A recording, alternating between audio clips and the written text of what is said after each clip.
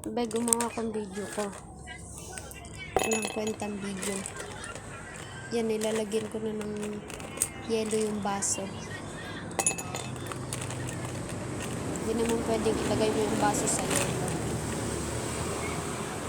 Yelo yan, kahit color puti yan. Yelo tawag dyan. Okay, huwag ka nangingialam para ka namang ano dyan. O yun, nalaglag tuloy. Kasalanan mo yan.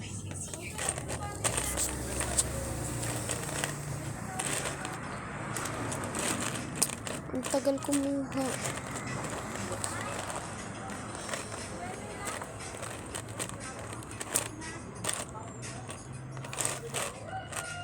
Huwag mo na kaya lagyan. Ayun na. Okay na yun. Last na yun. So, okay na. Titigan na lang. Lalagay ako ng cheeser. Ba't ka ba nangingialam?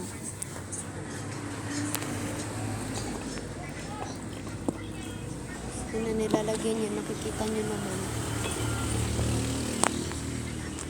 Tapos steam. Para maghalo-halo ng tiyan. Sakitan sa ano yan ng tiyan. Mahihirapan pa magbukas. Diba? Di yan mabubuksan sa titig mo, be. Yan, maghanap ka ng paraan para mabuksan.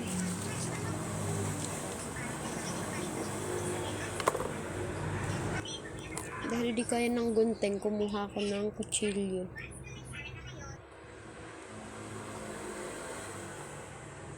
Tapos yan, di ba nabuksan na?